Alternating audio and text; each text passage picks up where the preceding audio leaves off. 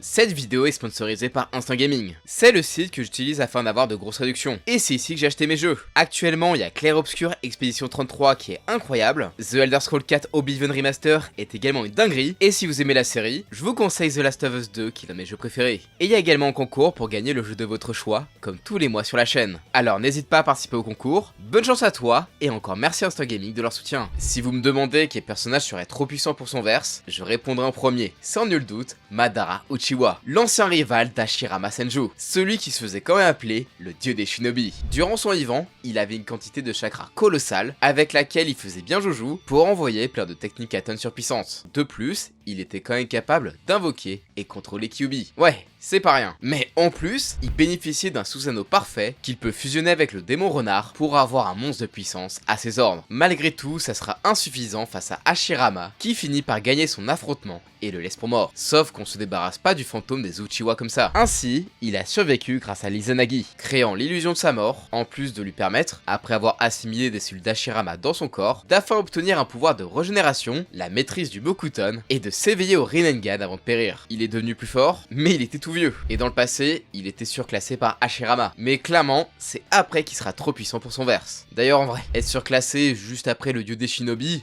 ça va hein, y a pas de quoi avoir honte non plus. Mais bref, c'est bien des années plus tard qu'il sera ressuscité sous forme Edo Tensei, lui donnant donc une régénération et un chakra infini zombie. Alors, forcément, après avoir été mort si longtemps, le Madara il avait besoin de se dégourdir les jambes, et là, vraiment, il a imposé le respect direct en encerclant une armée à lui tout seul. Non, sérieux, ils étaient super nombreux, mais pour lui c'était qu'une bande de PNJ tout juste bonne à lui servir d'échauffement. Il a retourné l'armée et les réseaux sociaux avec, et il leur a même fait tomber une putain de météorite dessus. Ah non, 2, autant pour moi. Puis, comme ça ne suffisait pas, histoire d'être le prouveur ultime qu'il pense être, il s'est enchaîné un affrontement en 1v5 contre les 5 Kage du monde Shinobi, qui sont théoriquement les ninjas les plus puissants du monde. Et autant dire qu'il a dominé l'affrontement sans aucune difficulté. Et ce fou, il a même osé se foutre de leur gueule quand il disait qu'un 1v5 c'était équitable vu sa force, et qu'il a sorti ses clones en mode vous les voulez avec ou sans le Susanoo. Non mais MDR la PLS. Un peu après, il a sacrifié Obito afin de résister pour de vrai. Genre, plus en mode zombie. Il a roulé sur tous les bijous grâce à un clone invisible, puis a utilisé la statue Gedomazo pour absorber tous les bijous en un instant. Là,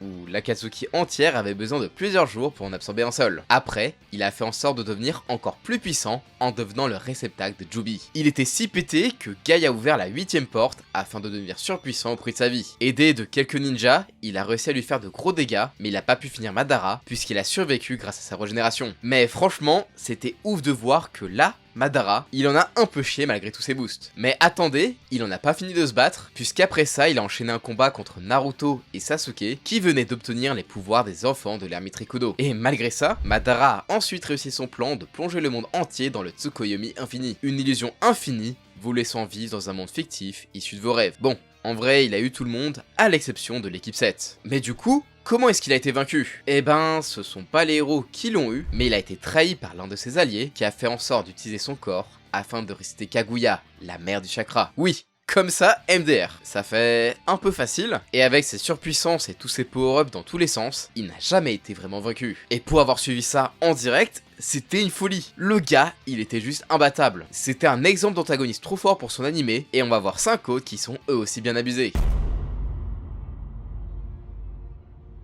L'arc des fourmis chimères de Hunter x Hunter traite d'un sujet très intéressant. Et si l'humain n'était plus au sommet de la chaîne alimentaire? Et en effet, quand on voit les fourmis chimères, il y a de quoi se poser la question. Entre leur capacité à assimiler les caractéristiques de tout ce qu'elles mangent, et le fait que leur potentiel se développe bien plus vite que celui des humains, il y a de quoi avoir peur. Pour autant, ils ne sont rien comparés à leur roi, qualifié de calamité. Dès sa naissance, on peut identifier toute la cruauté et la monstruosité du personnage. Genre, le premier truc qu'il fait, c'est d'éventrer sa mère afin de naître, et il n'hésite pas à buter ses sujets à la moindre contrariété. Et pour les humains, il a aucune pitié non plus, n'hésitant pas à tuer même des gosses. Même des utilisateurs de naines, il les tue facilement afin de les dévorer et évoluer en puissance. Avec ses sujets, il va décider d'utiliser le corps du dictateur du pays où était installée leur fourmilière afin de commencer à réduire l'humanité à l'état de simple bétail. Se sachant au-dessus de tout sur l'aspect physique, il veut en faire de même sur le cérébral en apprenant divers jeux de société, en battant les champions de chacun d'entre eux, excepté Komugi, la championne de Kungi. Mais ça démontre quand même la puissance et l'intelligence du truc, alors que ce dernier n'a même pas une semaine de vie. Et côté capacité, il n'a rien de spécialement extravagant pour l'univers d'Hunter x Hunter. Il n'a pas de pouvoir ultra compliqué, et pendant une bonne partie de l'arc, il tire sa puissance de sa force et de sa vitesse surhumaine, en plus de sa grande intelligence, et éventuellement sa queue qui maîtrise assez bien pour one-shot les humains et les fourmis chimères. Son plus grand coup d'éclat est très clairement son combat contre Netero, qui n'est ni plus ni moins le plus puissant Hunter du monde. Et Meruem est tellement tranquille qu'il se sait victorieux à l'avance. Alors, le combat, il était incroyable. Franchement, la musique, elle était insane. Et la statue de Canon à 100 bras, franchement, c'était incroyable. Et le truc qui est vraiment très impressionnant, c'est que Netero, il utilise son attaque la plus puissante, et ça a juste égratigné un petit peu Meruem. Enfin bref.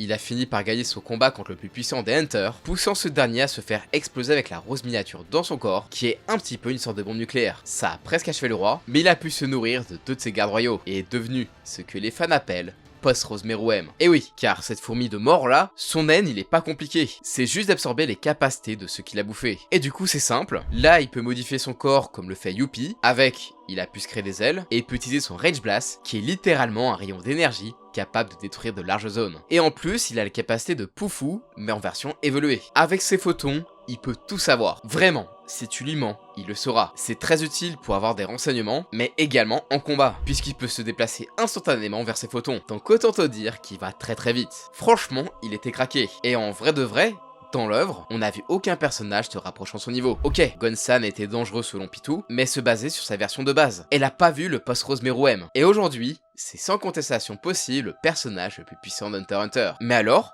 comment sera-t-il vaincu? Eh bien c'est simple, c'est son humanité qui l'a amené à sa perte. C'est sa relation avec Komugi qui a fait en sorte qu'il aille dans le piège de Netero. Et enfin, je dirais qu'il a sous-estimé la cruauté de l'homme, puisque la rose miniature de Netero a provoqué un empoisonnement, tuant Meruem à petit feu. Il a donc passé ses derniers moments avec Komugi, la championne de Gungi qu'on a vu plus tôt. Donc, concrètement, c'est un méchant qui a vécu moins d'un mois, mais qui était l'être le plus puissant de la race la plus puissante du monde. Il a fumé tous les hunters les plus forts à la bagarre, a battu plein de champions à des jeux de société, et a vaincu le hunter le plus puissant, mais finira tué par un empoisonnement d'une bombe nucléaire, après que Netero ait fait le kamikaze. Donc voilà, au final, on apprend que les humains étaient les véritables monstres, bien plus que les fourmis chimères. Et, truc flippant, mais c'est le personnage le plus fort d'Hunter x Hunter aujourd'hui, sauf qu'à l'échelle du continent caché, bah Meruem, c'est une bestiole moyenne quoi, il y a plein de saloperies là-bas. Donc vraiment, j'ai hâte de voir tout ça, en espérant que Togashi arrive à avancer dans l'œuvre de sa vie.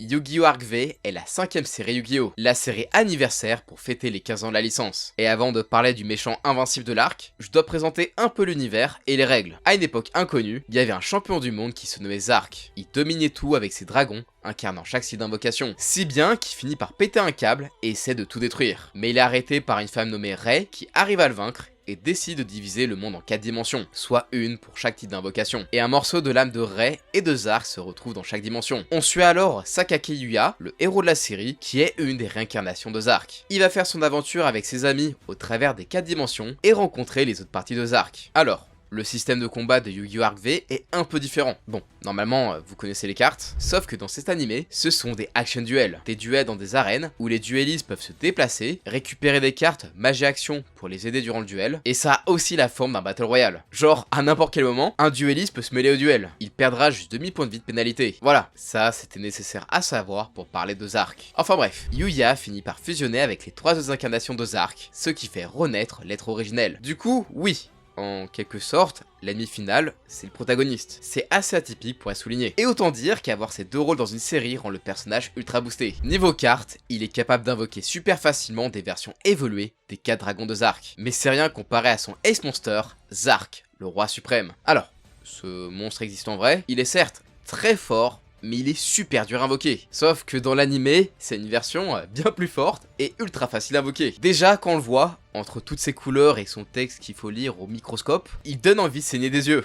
Mais pas de panique, je vais résumer tous ses effets. Alors en gros, quand il est invoqué, il détruit tout le terrain adverse et inflige au point de vie adverse les dégâts égaux à l'attaque des monstres. Aussi, ton ennemi ne peut pas s'en débarrasser avec un effet, il protège vos autres cartes des effets des monstres de l'extra deck, et quand il détruit un monstre, il peut invoquer directement 2 dragons redoutables, et lorsque l'adversaire ajoute des cartes de sa main hors de sa phase de pioche, ces cartes sont détruites. Basiquement, cette carte fait tout sauf le café quoi, sachant qu'en plus, elle a 4000 d'attaque, et que dans l'animé, les personnages, ils jouent avec 4000 points de vie. Donc autant dire qu'il peut vaincre un adversaire très vite. Et ça, c'est sans parler de ces 2 cartes 0, qui annulent tous les dégâts qu'il subit, et Infinity, qui lui fait gagner des points de vie à Zark. Ça rend le perso tellement abusé qu'ils y sont allés à 11 contre lui, genre 11 personnes, hein, tout ça en y allant 2 par 2. Et il a défoncé tous les meilleurs duellistes de la série à la chaîne. Même Akaba Renji, clairement le dueliste le plus cheaté de la saison, qui n'a jamais perdu un duel, et qui a littéralement gagné un duel contre une infinité d'adversaires, bah il s'est bien battu, mais poubelle. Avec tout ça, vous allez me demander, mais du coup,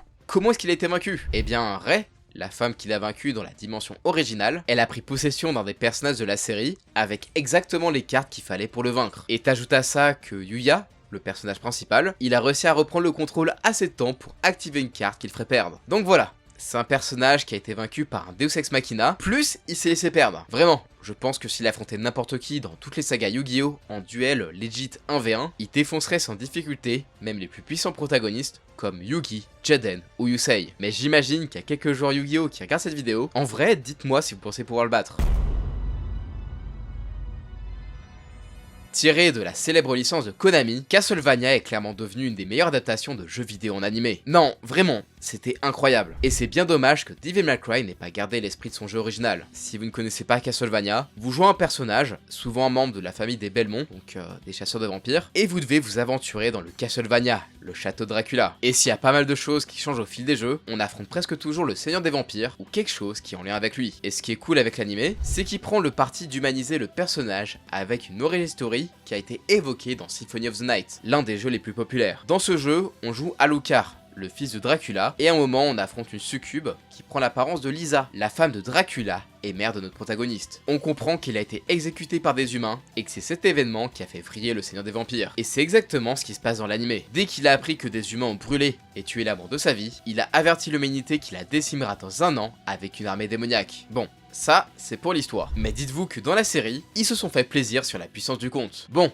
déjà, au cours de la série, il se bat pas beaucoup, préférant laisser faire ses sbires vampiriques et démoniaques. Et les rares fois où il se bat, il a mis tout en 2-2. Il empale d'ailleurs ses victimes devant son château pour faire comprendre qu'il faut pas lui chercher des noises. Sauf qu'évidemment, il sera confronté au trio de protagonistes. Et ça a beau être composé d'un chasseur de vampires surentraîné, avec des armes pouvant one-shot des vampires, une magicienne qui maîtrise les éléments et Alucard, qui est un demi-vampire, fils de Dracula, ils ont fait pas de figure comparé au comte Dracula. Il est capable d'arrêter l'épée d'Alucard avec 3 doigts, alors que c'est clairement le personnage le plus fort du trio. Les attaques élémentaires de Sypha lui font littéralement ni chaud ni froid, et les patates de Trevor ne lui font même pas cligner des yeux. Il y a que Alucard qui le fait un peu vaciller, mais c'est pas grand chose comparé aux patates qu'il lui rend. Dracula est même assez rapide pour esquiver les pieux que les personnages essaient de lui planter dans son cœur. Et d'ailleurs, cette attaque, c'est une ref au jeu, puisque Dracula est capable de créer et lancer une putain d'énorme météorite de magma. Un sort de base de son répertoire, et ça demandait les efforts combinés des 3 protagonistes qui ont réussi à lui renvoyer. Mais ça lui a rien fait du tout. Après, il a fait un 1v1 contre Alucard, et même si son fils se battait plutôt bien, Dracula dominait clairement l'affrontement. Alors du coup, comment ont-ils fini par le vaincre? Eh bien, au cours du combat, Alucard a fini par se faire propulser dans sa chambre d'enfance. C'est là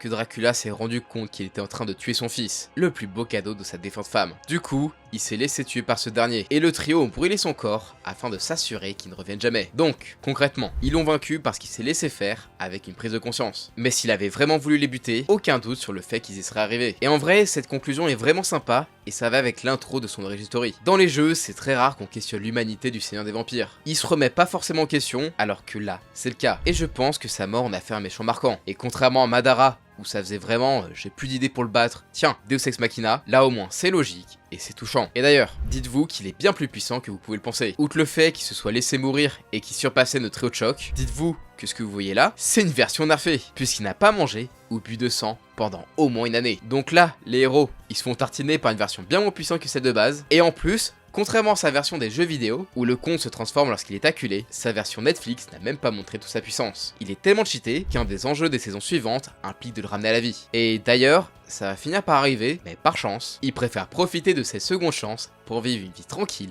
avec sa femme.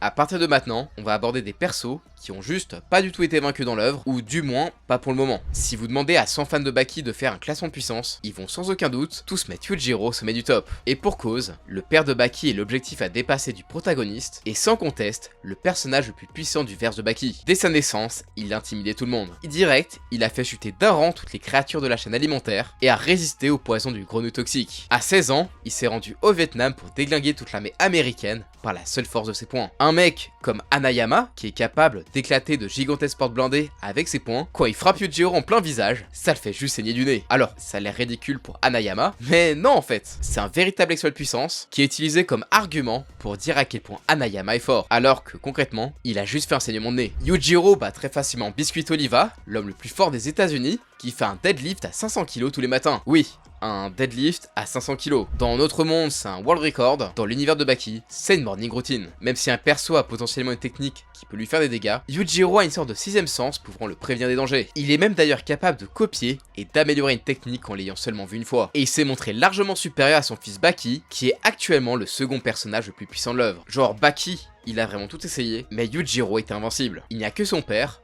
Yoshiro Hanma, dont il est dit qu'il est le seul homme que Yujiro n'a pas pu vaincre. Mais bon, il est mort, donc on ne le saura jamais s'il est plus puissant que son fils. Et Yujiro n'est pas juste trop fort pour les combattants du monde entier, mais aussi pour les diverses armées mondiales, au point où même les États-Unis, ils ont la queue entre les jambes face à lui. Genre Trump, à son premier mandat, il voulait le confronter en mode « je vais le remettre à sa place, je suis le chef des États-Unis ». Et quand il a vu Yujiro, il s'est tellement chié dessus qu'il a prêté allégeance à Yujiro en faisant un salut chelou des années 30 avec une bip sous le bras. Ouais, c'est vraiment une dinguerie. Et en 2024, il a même menacé Trump et Elon Musk de les V-Word. Franchement, l'auteur, il a aucune limite. Et il a même montré son 640e muscle à Hillary Clinton. Et dites-vous qu'Obama, pour essayer d'impressionner sa femme, il essaie d'imiter Yujiro. Et il y a même pour mère nature que Yujiro est trop fort. Il esquive ou encaisse des éclairs tranquilles. Il peut arrêter un tremblement de terre en frappant le sol, en mode ta gueule je parle. Et toutes les créatures du monde qu'il affronte risquent de finir dans son assiette. Que ce soit des mégalodons, des lions ou un putain d'éléphant géant qui est plus proche du kaiju que l'animal. Il est si fort qu'en réalité, il est déprimé de pas trouver d'adversaire capable de vraiment lui tenir tête. Si bien qu'il essaie de les faire lui-même en faisant des enfants avec un immense potentiel. Alors, peut-être qu'il y a des personnages qui pourront venir à bout s'ils coopèrent, mais c'est pas du tout la philosophie du manga. Donc je pense qu'il restera au sommet de l'univers de Baki pour encore quelques années, voire même jusqu'à la fin de l'œuvre. Et c'est normal, Yujiro est le pilier de cet univers. C'est lui qui pousse tous les autres personnages à devenir plus forts. Je ne cesse de parler de Berserk en ce moment. Mais oui, Griffith me semble vraiment abusé par rapport à la puissance des protagonistes depuis qu'il est devenu un Goden. Autant avant, c'était certes un redoutable combattant, mais qui est resté mortel, autant maintenant, il semble imprenable. À peine devenu un Goden, il a une légion d'apôtres qui sont à son service. Et même si ce n'était que dans les films, il semble capable de télékinésie pour repousser un Guts enragé. D'ailleurs, j'y pense, mais peut anéantir tout d'un seul coup. Plus tard, alors que Guts était bien plus fort que dans l'Eclipse, notamment avec son bras en métal et sa Dragon Slayer, Griffith se savait tellement au-dessus de Guts qu'il regardait ce dernier avec mépris et ne l'a même pas attaqué. Après avoir récupéré son apparence d'antan dans sa forme nommée Griffith ressuscité, il monte sa nouvelle bande de faucons qui devient une véritable armée avec des puissants apôtres en guise de généraux comme Zod, Grunbeld ou encore Irvine. Avec, il a défié l'armée de Kushan qu'on nous vend depuis longtemps comme étant une redoutable menace dans l'univers de Berserk. Ils sont dirigés par l'apôtre Ganishka, qui est très certainement l'apôtre le plus puissant de la série, car c'est un des seuls osant défier les Godens. Guts a été obligé de s'allier à Zod juste pour vaincre une projection de ce dernier. Donc vraiment, c'est pas un petit du quartier. Mais lorsque Ganishka était en face de Griffith, il s'est juste chié dessus. Pour lutter, il s'est changé en une créature monstrueuse à l'aide de B-Elite pour gagner en puissance et devenir une menace pour quasiment le monde entier. Toute l'armée de Griffith combat l'armée de démons de Ganishka, et Griffith, lui, il va combattre l'abomination. Il effrayait clairement son adversaire, et là, t'as le Skull Knight qui apparaît pour attaquer Griffith. Genre, il a une épée en B-Elite, et le gars semblait préparé pour tuer les Godens. Sauf que ça n'a rien fait, puisqu'avec ses pouvoirs, Griffith bloque l'attaque, et reporte cette dernière sur Ganishka. Ça a eu pour conséquence de faire naître l'Arbre-Monde, reliant le monde astral et physique, et donnant naissance à Falconia, la cité dont Griffith rêve depuis son enfance. Et vraiment, tout ce qu'il a fait, c'était une mise en scène depuis le début. Le gars, il avait juste gagné avant même de commencer la guerre. Et la dernière fois que l'on a vu, c'est après que Gus et son équipe ont réussi à rendre la raison à Casca sur l'île de Skellig. Il s'est matérialisé au travers du Moonshine et a kidnappé Casca. Alors, de base, on se disait que Guts, possiblement, il pouvait tuer Griffiths avec sa Dragon Slayer, vu que son arme, elle est maudite, et elle a pu vaincre un avatar de Slann. Sauf que dans les faits, entre sa capacité à se rendre intangible façon Obito et les moments où la Dragon Slayer semble juste rebondir sur Griffiths, il était vraiment intouchable. Non, vraiment, dans le manga, c'est le personnage le plus puissant. Bon, ok, il y a d'autres Godzens et The ID of Evil, mais vraiment, il semble imbattable. Et on se demande vraiment comment un adversaire autant au sommet pourrait être vaincu par Guts, qui lui,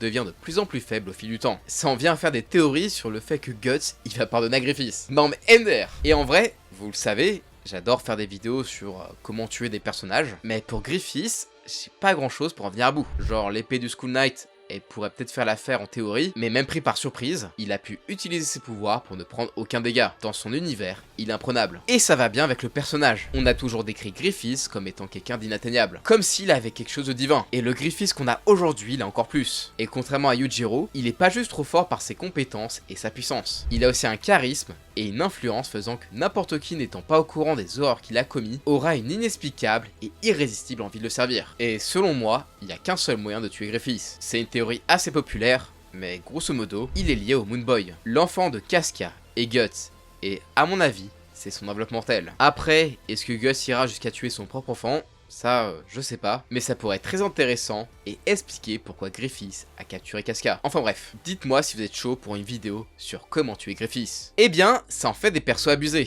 et on peut voir que soit ils n'ont pas encore été vaincus, soit ils ont été battus, plus par une carabistouille du scénario que par les compétences des protagonistes. Alors après, je dis pas qu'un antagoniste trop puissant est une mauvaise chose, ça permet de mettre un vrai obstacle pour les héros, mais quand c'est utilisé à l'extrême, ça en devient comique. Et je sais pas pourquoi, mais dans tous les shonen Neketsu, l'ennemi final est vraiment increvable avec plusieurs formes, et c'est un côté très répétitif, sachant que c'est le héros qui va mettre le coup final. Et perso, ça me saoule un peu. Des fois, c'est bien fait, comme avec Dracula ou Meruem, et dans le cas de Madara, par exemple, ça en devient ridicule. Mais vous, qu'est-ce que vous en pensez? Est-ce que vous avez d'autres antagonistes qui sont trop puissants pour leur verse? Voire même, je pourrais vous dire de faire l'inverse, et peut-être de voir les protagonistes qui sont trop puissants pour leur verse. Dites-moi tout ça en commentaire, histoire que j'ai toujours plus de vidéos à vous proposer à l'avenir. Abonnez-vous, je vous dis à la prochaine, ciao!